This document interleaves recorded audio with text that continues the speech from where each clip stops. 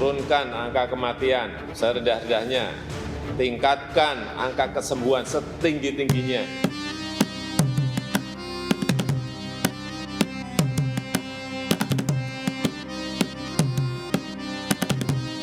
Pada prinsipnya, sholat Idul Adha 1441 Hijriah sudah dapat kita lakukan di lapangan atau di masjid.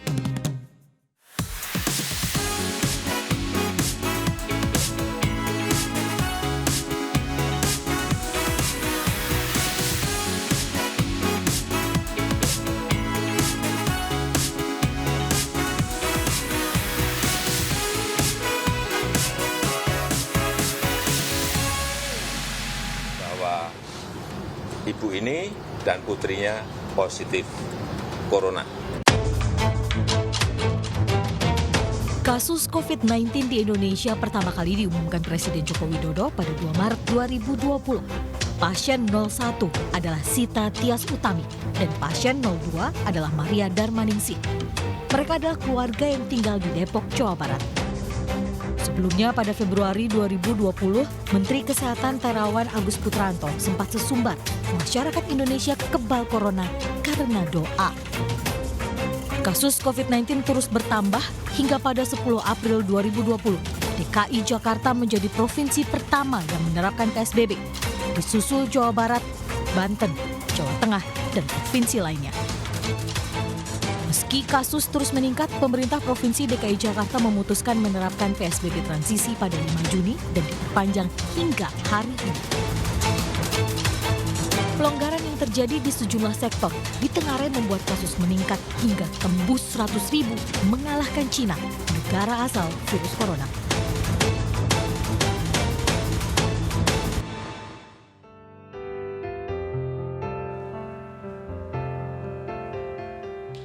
Selamat malam pemirsa, jumpa lagi di Prime Show with Ira Kusno. Sejak pertama kali diumumkan pada Maret silam, akumulasi kasus positif COVID-19 di Indonesia sudah lebih dari 100.000 kasus. Butuh waktu sekitar 5 bulan untuk melewati jumlah kasus di Cina, negara asal virus corona ini. Pertambahan kasus mulai dari hitungan jari sampai ribuan kasus per harinya. Dalam akumulasi bulanan, penambahan kasus positif pada Maret 2020 adalah sebanyak 1.414 kasus. Bulan April bertambah 10.118 kasus dan pada Mei meningkat 25.773 kasus. Di Juni 2020, bulan lalu akumulasi bulanan mencapai lebih dari 56.000 kasus dan bulan Juli ini naik sampai di atas 106.000 kasus.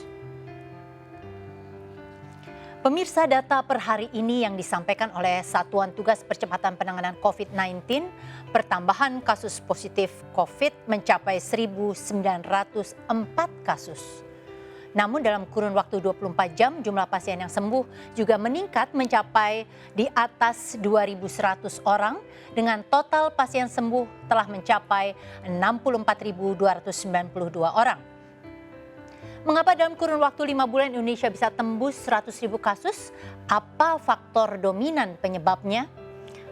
Pemirsa, saat ini saya telah bersama Direktur Jenderal Pencegahan dan Pengendalian Penyakit atau P2P Kementerian Kesehatan Ahmad Yuryanto. Selamat malam Pak Yuri. Selamat malam. Kabar baik Pak? Alhamdulillah. Sudah bisa tarik nafas sekarang ya.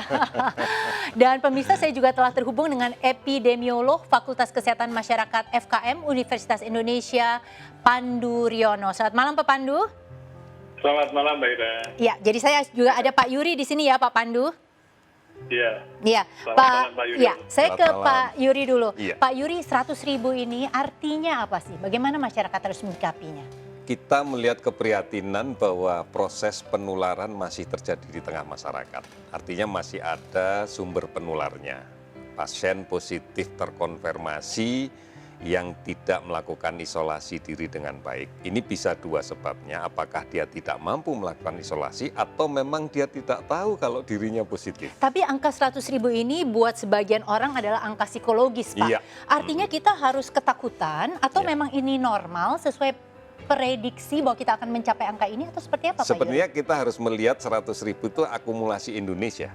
Kalau kita lihat sebenarnya paling banyak hanya di beberapa provinsi, khususnya di DKI, Jawa Timur, Jawa Tengah, kemudian di Jawa Barat tidak terlalu tinggi, kemudian Sumatera Selatan, Kalimantan Selatan.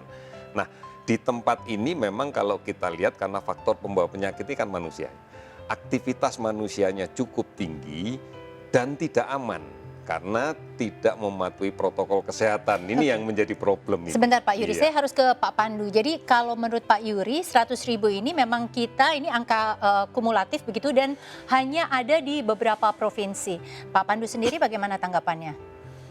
Ya, ini akumulatif dari seluruh Indonesia. Tapi memang penyumbang terbesar hanya di Pulau Jawa, Sulawesi Selatan, dan Sumatera. Jadi ini memang waktu bulan Maret tim kami dari FKMUI sudah memprediksi angkanya ini. Jadi walaupun tidak ini ya, masih angka kita dulu jauh lebih tinggi. Tapi ini suatu kewaspadaan lah bahwa kita belum berhasil menekan penularan. Oke. Karena tanpa kewaspadaan kita akan menghadapi peningkatan yang jauh lebih tinggi di masa mendatang. Jadi masih ada peningkatan, artinya ini bukan puncaknya. Ke Pak Yuri lagi. Pak Yuri, kalau kita lihat memang tadi ini angka kumulatif dan utamanya di Pulau Jawa. Tapi positivity rate-nya Pak, jadi jumlah orang yang memang positif terinfeksi dibagi dengan jumlah orang yang dites, itu angkanya di atas yang disarankan oleh atau angka standarnya WHO, 13%. Iya. Ini artinya bahaya kan Pak? Mekanisme testing kita kan masif ya, bukan massal. Masif itu artinya kita lakukan tes secara sebanyak-banyaknya dari kasus kontak dekat, dari tracing. Jadi memang yang kita tes ini sudah kita pilih ini. Hasil kontak tracing yang agresif akan menemukan kontak dekat. Kontak dekat inilah yang kemudian kita tes. Dan ketemulah memang positif rate-nya sangat tinggi. Ini beda kalau kemudian secara massal semua kita tes, maka pasti positif rate-nya akan turun. Oke. Artinya kita lebih efektif menemukan orang yang akan kita tes, yang akan kita periksa. Jadi angka positivity rate ini tidak bisa serta-merta dibaca seperti itu Iya, saja ya Pak Yuri. betul. Pak Yuri ini dan Pak Pandu, kami punya satu video begitu ya. Kita lihat terlebih dahulu, ini ternyata bukan video tapi meme. Tembus 100.000 kasus positif COVID-19, sejumlah warganet menggunakan kreativitas untuk mengekspresikan perasaan mereka. Dan seperti inilah respon warganet melalui meme.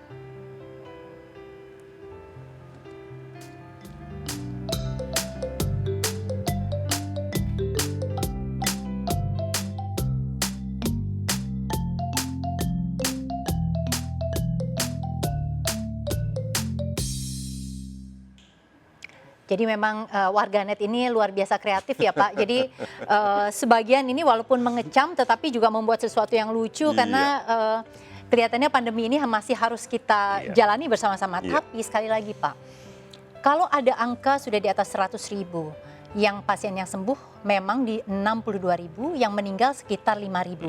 Apakah angka-angka ini menunjukkan bahwa Indonesia memang sudah di jalan yang benar begitu di dalam mengatasi pandemi? Atau bagaimana sih Pak membaca angka statistik ini? Semestinya kita baca utuh ya, angka kasus penambahan kasus positif berapa, konfirmasi positif ya, tidak dimaknai orang sakit, konfirmasi positif. Kemudian kita baca yang sembuh berapa, yang meninggal berapa, kemudian kita lihat beban rumah sakit. Apakah kemudian ini menjadi beban yang demikian tinggi sehingga membahayakan rumah sakit atau kemudian dalam tanda petik menjadi berbahaya untuk kita? Ternyata begitu kita lihat data, angka hunian rumah sakit POR ini baru pada posisi 53-54%. Ya, artinya ini belum maksimal ya? Artinya sebagian besar konfirmasi positif itu sesuai dengan revisi yang kelima yang kita sebut sebagai terkonfirmasi positif tanpa gejala. Artinya mereka tidak dalam kondisi sakit dalam persepsi mereka. Nah, ini yang kemudian kita maknai dua, satu kita bersyukur bahwa tidak sakit, dua kita menjadi lebih khawatir karena mereka bisa menjadi sumber penularan baru di masyarakat akibat mereka belum tentu bisa melaksanakan isolasi mandiri dengan baik. Oke, Ini problem kita. Pak Pandu, kalau ke Bapak tadi angka-angka itu artinya apa? Kalau saya kan sebenarnya menanyakan kepada Pak Yuri, apakah ini dimaknai bahwa pemerintah itu on the right track begitu ya, sudah pada jalur yang benar untuk mengatasi pandemi ini atau belum? Silakan Pak Pandu. Ya, sebenarnya harus dilihat kenapa selama beberapa bulan ini tidak terjadi penurunan. Waktu itu kita menawarkan konsep ketika akan dilakukan pelonggaran, yaitu kuncinya hanya 2, melakukan surveillance yang aktif, testing, melakukan pelacakan, dan melakukan isolasi. Ini kemampuan surveillance itu berada di tangannya Pak Yuri, karena tugas Kemenkes, terutama di P2P adalah melakukan surveillance. Dan kemudian juga melakukan kampanye edukasi pada penduduk untuk melakukan perilaku yang mengurangi risiko, yaitu 3M tadi, menjaga jarak, memakai masker, dan mencuci tangan. Oke. Ternyata dari surveillance itu, testingnya belum cukup adekuat. Hanya di Jakarta saja yang sudah mencapai 1.000 per 1 juta penduduk per minggu. Dan kemudian pelacakannya juga masih kurang. Seperti Jakarta hanya sampai 1 orang hanya di bawah 5. Seharusnya di bawah di atas 25. Dan kemudian isolasi. Yang ini perlu diperbaiki dari pedoman Kemenkes, yaitu isolasi pada orang tanpa gejala, jangan isolasi mandiri. Tapi isolasi di tempat yang disediakan isolasi. Ya. Karena pengalaman itu malah tidak kita bisa kontrol dan menularkan. Iya, Pak Pandu, saya harus kembali ke Pak Yuri karena ini tadi yang disebut Pak Yuri juga. Ini tugas besar Pak di depan. Ya. Karena ada beberapa hal yang masih harus diatasi, tetapi ekonomi juga diminta untuk berjalan. Ya. Bagaimana nih Pak untuk menyeimbangkan kedua hal ini?